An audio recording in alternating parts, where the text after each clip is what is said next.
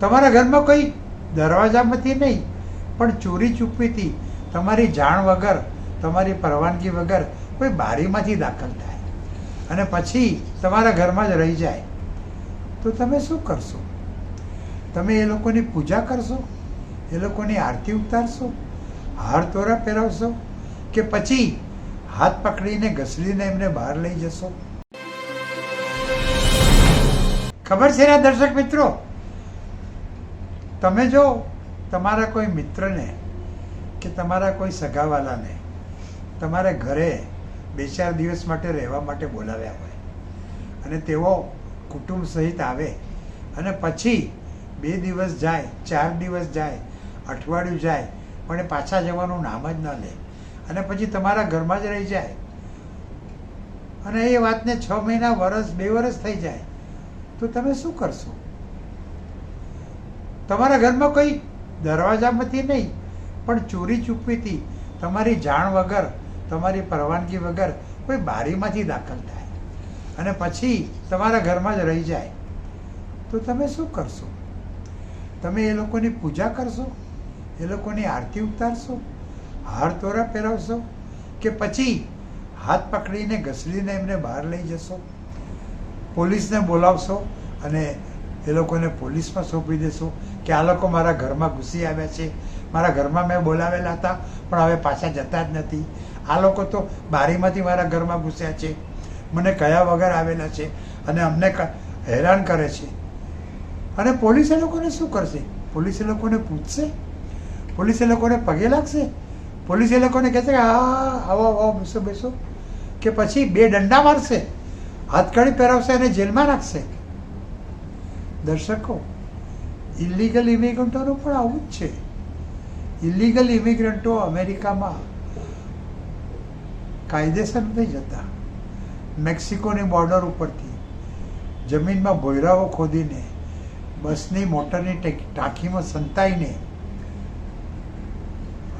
સેંકડો માઇલ ચાલીને અમેરિકામાં ઘૂસે છે. કેનેડાની બોર્ડર ઉપરથી -25-30 ડિગ્રી ઠંડીમાં ઘૂંટણ સુધી બરફ ઘૂસી જાય એવા બરફમાં એ લોકો અંદર કેનેડામાંથી અમેરિકામાં ઘૂસે છે અને પછી ત્યાં જ રહી જાય છે. વર્ષો સુધી ત્યાં રહે છે, ઇલીગલી રહે છે, કામ કરે છે.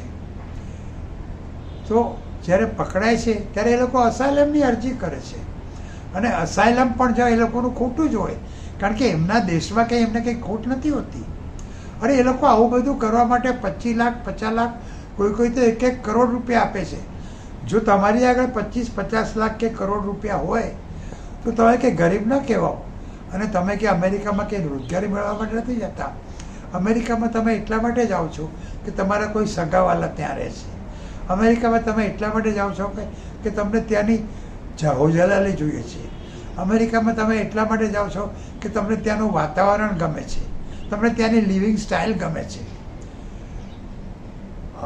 તમારા દેશમાં તમારા ઉપર અત્યાચાર થાય છે કે ધર્મના નામે ભેદભાવ થાય છે કે કમાવાની તક નથી, એટલે તમે અમેરિકામાં નથી જતા.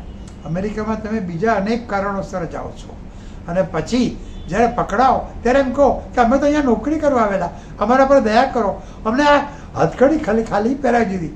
અરે હથકડી શું પહેરાવે? તમને તો 2 લાફા મારવા જોઈએ, જેલમાં પૂરવા જોઈએ.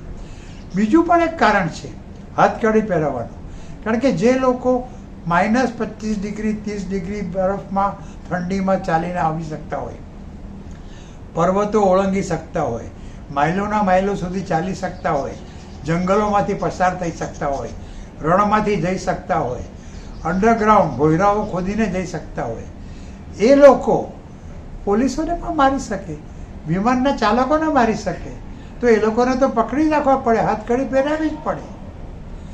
તો દર્શક મિત્રો, આપણા અનેક, એમ કહેવાય છે કે 1 લાખથી વધુ ભારતીયો આજે અમેરિકામાં ઇલીગલી રહે છે. એ લોકો વિઝા વગર ત્યાં ગયા છે અથવા તો વિઝા મેળવીને ગયા છે પણ પછી એમનો રહેવાનો સમય પૂરો થયો એ પછી ત્યાં ગેરકાયદેસર રહી ગયા છે. હવે આવા લોકોને અમેરિકા એમના દેશમાંથી બહાર કાઢી મૂકે અને ભારત પાછા મોકલે અને એ વખતે જો એમને હાથમાં હથકડી પહેરાવી હોય તો એમાં ખોટું શું છે? એ લોકોએ ગુનો કર્યો છે. ઇલીગલી ઘૂસવાનો, ઇલીગલી રહેવાનો, ઇલીગલી કામ કરવાનો ગંભીર ગુનો કર્યો છે. તો આવા લોકોને તો જેલમાં સબડવા દેવા જોઈએ. એને બદલે અમેરિકાએ દયા દેખાડીને એ લોકોને પોતાના દેશમાં ભારતમાં પાછા મોકલ્યા અને એ લોકો વચ્ચે રસ્તામાં તોફાન ન કરે, ધમાલ ન કરે, મારામારી ન કરે, પ્લેનના ચાલકોને હેરાન ન કરે, એ માટે હથકડી પહેરાવી. તો એમાં ખોટું શું છે? દર્શક મિત્રો, જેમ તમારા ઘરમાં કોઈ વણ માગ્યો, વણ નોતર્યું આવીને રહે, કે તમે બોલાવ્યા હોય અને ઘરમાં આવીને પછી પાછા બહાર ન જાય તો તમને ગમે નહીં. એવું જ દેશનું છે. આપણા દેશમાં પણ બાંગ્લાદેશમાંથી લોકો ઘૂસી આવે છે, પાકિસ્તાનમાંથી ઘૂસી આવે છે, સિલોનમાંથી ઘૂસી આવે છે અને આપણને ગમતું નથી. અને આપણો દેશ પણ એમની સામે કાર્યવાહી કરવાનો પ્રયત્ન કરે છે.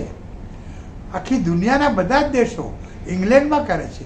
અરે ઓસ્ટ્રેલિયાએ તો હવે બધું બંધ કરી નાખેલું છે. જાપાનમાં કોઈને આવવા જતા નથી. એટલે કોઈ પણ દેશને, એમના દેશમાં કોઈ પણ લોકો ગેરકાયદેસર આવે, ગેરકાયદેસર રહે, ગેરકાયદેસર કામ કરે એ ગમતું નથી. અને એવી રીતે ગેરકાયદેસર કોઈ દેશમાં જવું, ત્યાં રહેવું, કાયદેસર જઈને પછી ગેરકાયદેસર રહેવું, ગેરકાયદેસર કામ કરવું એ ગંભીર ગુનો છે. આથી તમારે જો અમેરિકા જવું હોય તો એ જવા માટે ઘણા રસ્તા છે, કાયદાકીય રસ્તા છે. અમેરિકાના જુદા જુદા પ્રકારના નોન ઇમિગ્રન્ટ વિઝાઓ છે. અમેરિકાના ફેમિલી પ્રેફરન્સ કેટેગરી હેઠળ, કે એમ્પ્લોયમેન્ટ બેઝ પ્રેફરન્સ કેટેગરી હેઠળ, કે ઇમિડિયેટ રિલેટિવ કેટેગરી હેઠળ તમને ઇમિગ્રન્ટ વિઝા મળી શકે છે, જે મળીને તમે અમેરિકામાં કાયમ રહી શકો છો, કામ કરી શકો છો. વિઝા લોટરીમાં જો ભાગ લેવા તમે સક્ષમ હો તો એ વિઝા લોટરી દર વર્ષે 55,000 પરદેશીઓને ગ્રીન કાર્ડ આપે છે. તમારા દેશમાં ખરેખર જો તમારા પર જોર જુલમ થતો હોય, અત્યાચાર થતો હોય તો તમે અસાયલમ માગી શકો છો. પણ ભારતમાં એવું કંઈ જ નથી. ઓન ધ કોન્ટ્રરી, ભારતમાં તો સુખ, શાંતિ અને સાહેબી છે. અને આપણો દેશ, ભારત દેશ તો માઇનોરિટી કમ્યુનિટીને ખૂબ ખૂબ ખૂબ પ્રોટેક્શન આપે છે. મુસલમાનો માટે તો આપણા દેશે કેટલું બધું કરેલું છે. એટલે ભારતમાં અમારા પર તકલીફ પડી છે એવું કહેવાય નહીં. અને નાણાકીય તકલીફ હોય એ કંઈ અસાયલમ મેળવવાનું કારણ નથી હોતું. તો આટલી બધી સુખ સગવડ ભારતમાં હોય છે, તે છતાં તમે અમેરિકા ગેરકાયદેસર જાઓ છો, એ ખોટું છે. અમેરિકા તમારે જવું હોય તો જો ટૂંક સમય માટે જવું હોય, ત્યાં નોકરી કરવા માટે જવું હોય, ત્યાં તમારો બિઝનેસ કરવા જવું હોય તો B1 B2 વિઝા છે, F1 વિઝા છે. આંતર કંપની ટ્રાન્સફરી, મેનેજરો, એક્ઝિક્યુટિવ અને ખાસ જાણકારીવાળી વ્યક્તિઓ માટેના L1 વિઝા છે. નોકરી કરવા જવું હોય તો H1B વિઝા છે. અખબારના તંત્રીઓ, અખબારના બધા નોકરિયાતો માટે I વિઝા છે. ધર્મગુરુઓ માટે R1 વિઝા છે. સાંસ્કૃતિક કાર્યક્રમો ભજવવા માટેના P3 વિઝા છે. તમારામાં જો અસાધારણ આવડત હોય તો તમને O1 વિઝા મળી શકે છે. અને આ જ મુજબ જ ઇમિગ્રન્ટ વિઝા પણ ઘણા પ્રકારના છે. ઇમિડિયેટ રિલેટિવ કેટેગરી હેઠળ તમને ઇમિગ્રન્ટ વિઝા મળી શકે છે. 4 જુદા જુદા ફેમિલી પ્રેફરન્સ કેટેગરી હેઠળ અથવા તો 4 જુદી જુદી એમ્પ્લોયમેન્ટ બેઝ પ્રેફરન્સ કેટેગરી હેઠળ તમને ઇમિગ્રન્ટ વિઝા મળી શકે છે. તમે જો તમારી આગળ પૈસા હોય અને અમેરિકાની સરકારે માન્ય કરેલ રિજનલ સેન્ટરમાં EB-5 પ્રોગ્રામ હેઠળ રોકાણ કરો તો પણ તમને ત્યાં કાયમ રહેવા માટેનું ગ્રીન કાર્ડ મળી શકે છે. વિઝા લોટરીમાં જો તમે ભાગ લઈ શકતા હો તો એમાં તમને દર વર્ષે અમેરિકાની સરકાર એની હેઠળ 55,000 વિઝા આપે છે. અમેરિકાની મિલિટરીમાં જોડો તો પણ તમને ગ્રીન કાર્ડ મળશે. તો દર્શક મિત્રો, ઇલીગલી અમેરિકામાં જવું, ઇલીગલી કામ કરવું કે લીગલી જઈને પછી ઇલીગલી રહી જવું, આ એક ભયંકર મોટો ગુનો છે. તમે એ ગુનો કરતા નહીં. અમેરિકા જેટલો સારો દેશ છે એટલી જ ત્યાંની જેલો ખરાબ છે. અને એ તો અમેરિકાની સરકારનો આપણે ઉપકાર માનવો જોઈએ કે એને પોતાને ત્યાં રહેતા ઇલીગલ ભારતીયોને જેલમાં નથી નાખ્યા પણ પોતાના દેશમાં પાછા મોકલ્યા છે. તો તમારે જો અમેરિકા જવું હોય તો કાયદેસર જ જજો.